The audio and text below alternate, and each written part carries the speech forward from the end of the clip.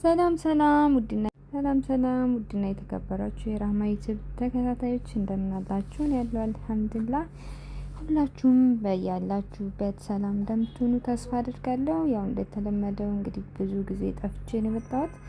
ስለ ሐረግ ድራማ አንዳንድ ነገር ልላችሁ ብቅ ብያለሁ።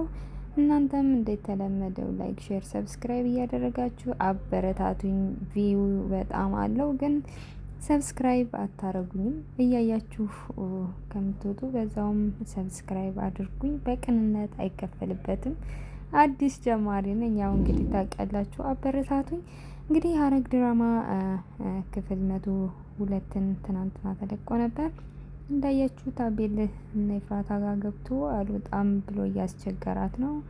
ያፌትም ሲናደድበት ክፍል 101 ላይ አይታችኋል። ግን እሱ እንደምንም ብሎ ያው ኤፍራታን በማስፈራራት እዛ ተቀምጧል እስካሁን። እሷም በጣም እየተበሳጨች ነው እንዳያችኋት። ቢሆንም ግን ችላው ቁጭ ብላለች ለናታን ሲባል። ያው እንደምታውቁት ከዚህ በፊት ናታንና ያፌት ወንድምና ወንድም መሆናቸውን ስለተጠራጠረች ዲኤንኤ ልታስመረምራቸው ያው እንግዲህ ብር እንደ ቤዛን ጠይቃ ምናምን ነበር። ብሩንም ማን እንደላከላት አይታወቅም። ያኔ ካስታወሳችሁ ክፍል ስንት ላይ እንደሆነ ረሳሁት። እውነት ለመናገር እየቆየው ስለሆነ የምገባው ቢሆንም ያው ዲኤንኤው መጥቷል በስተመጨረሻም። ግን ወንድምና ወንድም እንደሆነ እኛ እናውቃለን። ኤፍራታ ናት የማታውቀው። ሁላችንም አውቀናል፣ ተመልካቾች ማለት ነው። እንግዲህ ያው ዳግም ደውሎ እናቱ ጉልት እየወጣች እንደሆነ ሲነግራት እሷን በፍጥነት ገኒ ወዳለችበት ነበር የሄደችው ልታያት። ካየቻትም በኋላ ተያይዘው ነበር የወጡት። ያው እንግዲህ ከሄዱበት ሲመለሱ ያው እሷም እነሱን ሸኝታ ወደ ኪም ቤት ነበር የሄደችው። መካከል ዲያራ እንዳያችኋት ስሙ ማነው? ናሁም አይዶን ነው። እና እናትየው ሲከራከሩ የዳራ እናት እና እሱ አባቷን እንደገደለች ስታቅ ቤቱን ለቃ ወታ ውጭ ነበር ያለችው። ስደውላት ያው እንግዲህ ወንድሟ ለዲያራ ሲደውላት በጣም ደስ ብሏት ዲያራም ይቅርታውን ከጠየቀች በኋላ መቶ ፒክ እንዳረጋት ነበር የነገራት። ከዛም ወደ ቦታው ተገኘ። ናታንም በዚሁ መካከል በጣም ስለ ወንድሟ ስታወራ እሱ እህቱን ስለሚወድ ጺን ስለሚወድ በጣም ጨንቆት ነበር። እንደማዘንም ያው እንግዲህ ሲጠይቃት ልትናገር ፈቃደኛ አልነበረችም እንዳያችኋት።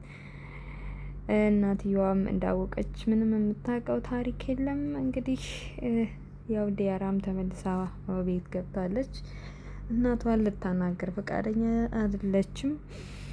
እንግዲህ እዚህ ጋ ያው እነ ቢኒም ገነትም ሰብሰብ ብለው እየበሉ ኤፍራታ እንደመጣች ለቢኒ እየነገሩት፣ ቢኒ በጣም ደስ ብሎት ነበረ ስላገኘቻት። ገኒ ፍልቅልቅ አለች። እውነት ገኒ ደስ ስላላት በጣም ደስ ብሎኛል።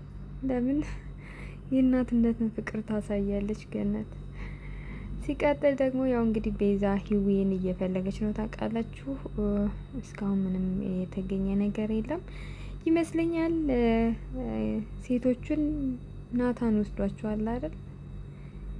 ስለዚህ ያፌቶችን ሴቶች ከወሰደ ማለት እዛ ነች፣ በቅርቡ ትገኛለች ብዬ ሂዋን ተስፋ አደርጋለሁ። ሉሊትም እንግዲህ ያው ውስጥ ቁጭ ብላ እየቀረጸች መውጫ በር እየፈለገች ነው። ምንም ልታገኝ አልቻለችም። አለቃውም ጋር ደውላ የሰው እያነሳሙ እያለች እየተበሳጨች ነው። በዛ መካከል ቤዛ መጣች። ቤዛ ስትመጣ ውይ ስፖርትም አልሄድሽም እንደ ዛሬ ምናምን ሽሙይ ብላ እያበሳጫት ነበር። ተጣላችሁ ወይ ምናምን እያለች እንግዲህ ሀሳብ ይመስላል። መቼም ሉሊት ነገረኛ ናት እንደምታውቁት። ውይ እንዳሰማኝ ሉሊት ብሰማኝ ገደለችኝ ብታገኘኝ ነው የምላችሁ። ያው ቤዛን ሁሌ ነው የምታበሳጫት። አሁን ግን አለቅሽም አንድ ነገር ብትዩ ብላ አስጠንቅቃት ነው የወጣችሁ። ከወጣች በኋላ እነ ሂዊ ወደ የሚኖሩበት ሰፈር ሂዳ ሂዊን ለመፈለግ ነበር የሞከረችው። ምንም ያገኘችው ነገር የለም። ስለዚህ ናሆም ነው ከደውል አይ ቲንክ ፎቶዋን በየመንገዱ ለጥፈው እንደሚፈልጓት ቃል ገብቶላታል። በ103 ላይ እንግዲህ ህዊ ትመጣ ይሆን? በዚህ 102 ላይ ያፌት ራሱ የለም። እንዴት ያፌት ሳይኖር ቀረ? በጣም ገርሞኛል። ለማንኛውም ጋይስ በደንብ እንትን የሚል አይደለም፣ ዋው አይደለም። ለምን ያፌትም የለበትም፣ ናታንም ብዙም እንዳያችሁት አልነበረም። ስለዚህ በክፍል 103 ላይ የምናየው ይሆናል። ጺም እንግዲህ እንዳያቸዋት ቤት ነች፣ ቤኒም ጋር አልተገናኙም።